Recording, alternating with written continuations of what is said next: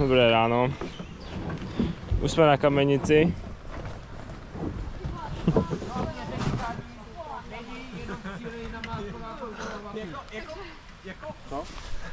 Asi tak. Je krásný počasí. Jinak jenom na Mátkově Vaky, v cíli kontrola. Skoro neprší. Jenom ať něco řeknu k včerejšku, tak jsme jeli, vyjížděli jsme asi ve 2:45 z Krumlova, dojeli jsme tak podle mě tak v 7, takže jsme jeli prostě přes 4 hodiny. Možná ještě díl, bylo to fakt super. To. To natáčel. Jak přiložený, teď je to pořád saj? Jo. Má pořád něco vadí. Tam je to až po strop. Až po strop. Tady máme kytaru. Dneska ráno jsme se zbudili, měli jsme pokojko obleku, takže to jsem musel spravit. Bylo to fakt super. Teďko si jdem dát 2 tréninkové jízdy a pak nějaký závod. Rozhodl jsem se udělat průzkum a zjistit, kolik lidí si vzalo na sebe dneska hodně oblečení, takže jdem se zeptat jednotlivých sportovců. Začneme s Adamem. Adame, kolik máš na sebe? Já mám mindset mnicha, jdu bez trička. Takže máš pod tím jenom už prostě bradavky. Je to tak. Díky, no co ty, kolik máš na sebe dneska vrstev? Takže, mám na sobě triko, dlouhý neoprenky, ponožky a to je vlastně všechno. Co Kája? Já jsem to především se dneska sladila do jarních barev, takže Na tady pohled. vzorované ty, jo, ne, koukej, barevný prostě, růžový triko nesmí chybět, je pořádně barevný, tlustý, nejtlustší, co mám a to všechno. Co Pájo ty? Já mám vysoký boty, suchý, ponožky v nich, pro teplíčko. To jsou s kolama.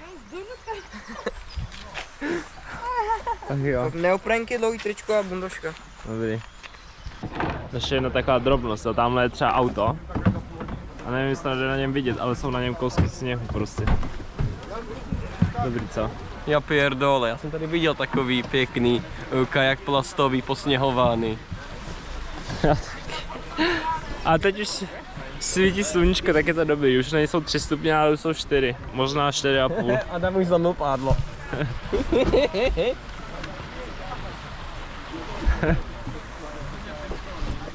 Čekáme na Sašu a Piškota, ty se ještě ani nejsou převlečení. Neřekli jsme si jedno určité pravidlo, které v tomto videu platí. Nebudeme říkat to slovo na P, ale budeme vždycky Sam tam vždycky dodělá Radečka, který bude říkat místo Piškot to, co říká Piškotovi vždycky, když ho vidí. Jo, to musím se hrát Radečka a natočit to, jak říká Piškotovi. To nebude těžký podle mě. Radečku, řekni Piško. No, jde na vodu, ale doufám, že to nebude moc zakapkované. Tak případně se omlouvám za jakoukoliv kapku, která tam bude. Takže tam asi bude nějaká. Zapínáčka? Jo.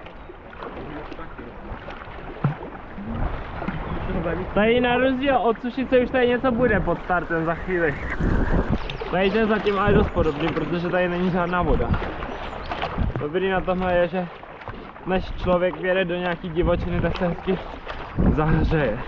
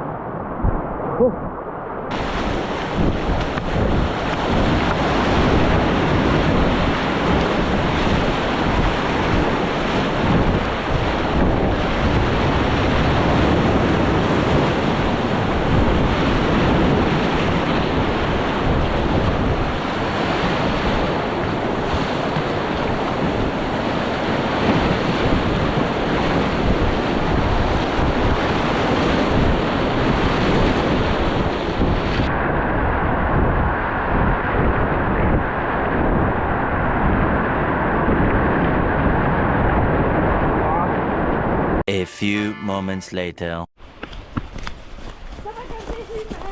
Proč?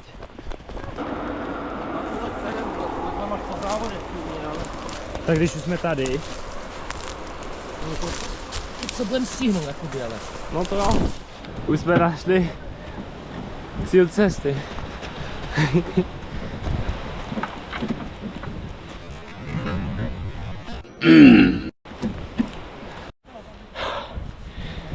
Fuj. Dobrá zahřívačka před tréninkem. Tady jsme všude běhali. Tak orienták nějaký. No. Takže situace se má tak, že Mikeš v druhé jízdě dal lepší loďku a trochu ji pošteloval, jak se mohli vidět. A teď jsme museli pro ní doběhnout až do soutězky, je to docela kopec. No. A musíme ještě stihnout start.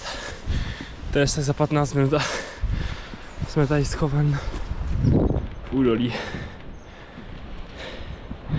Tak zatečíme. Jdem na to.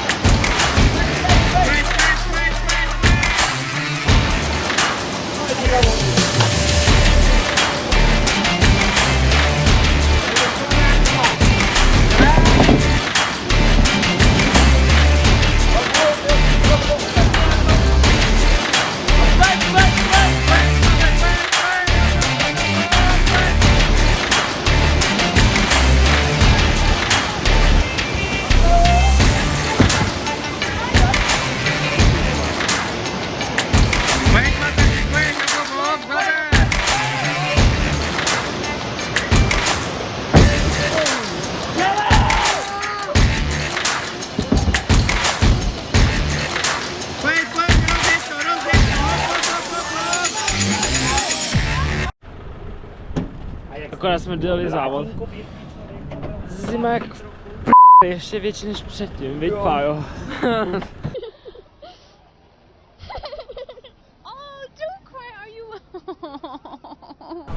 Jel jsem pěkně na hovno, jsem pátej. Vůbec to nešlo. Jenom ještě jednu. Když si to přežiju, tak něco natočím, ale pochybuju. A few moments later.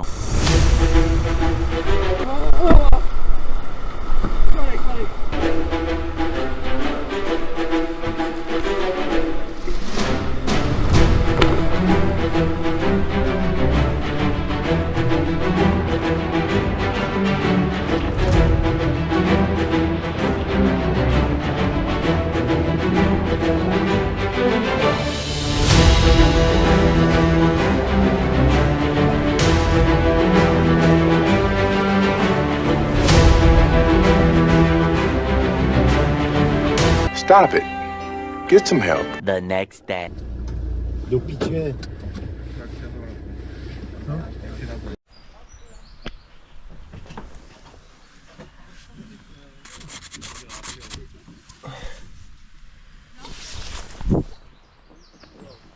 No, dobré ráno. Včera to dopadlo docela krušně.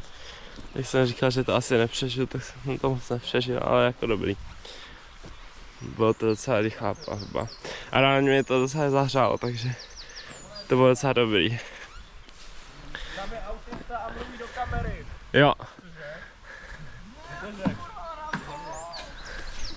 Neměl bys tady mluvit do kamery jen tak sám, vypadáš jak autista. Tak můžeš něco k tomu říct, jak se těšíš dneska na závod? Já se dneska těším. Dal jsem si takový rozehřívací večírek, ale jen tak jako z lehonka, abych to nepřehnal.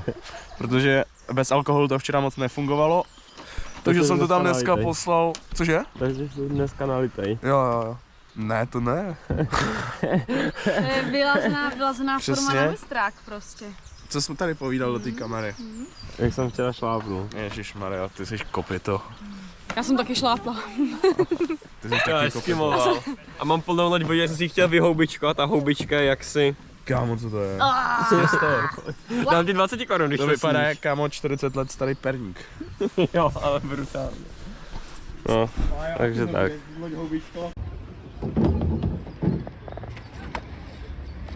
A few minutes later.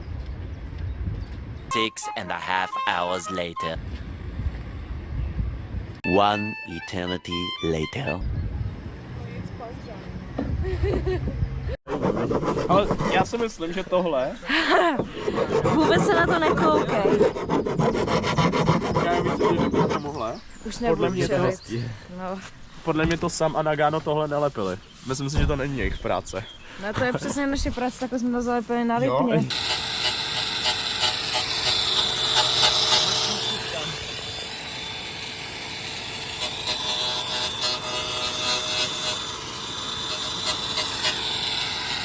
To jste normálně, ale... čáry. Jo, to jste to docela hezky závodu usuli. Prostě to a vidíš... Jo, to kámen. Má taky jako zvláštní zvuk ta loď. Ale jsme to fakt zalepili takhle. Nezalepili.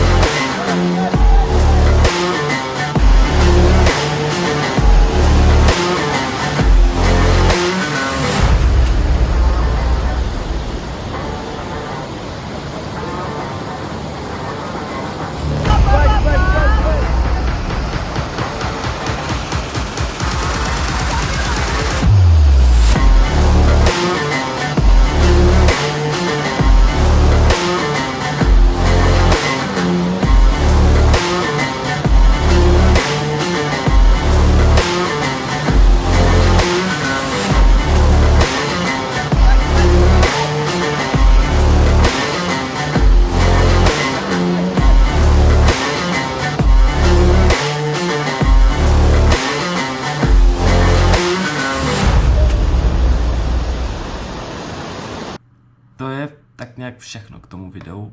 Samozřejmě jsem zase v neděli už nic nenatočil, že jo, protože jsme chvátali domů.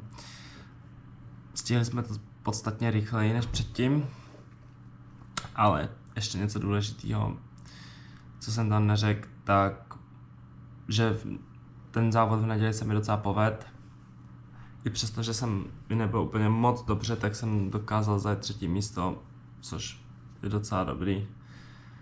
Takže z toho mám velkou radost a to je tak všechno.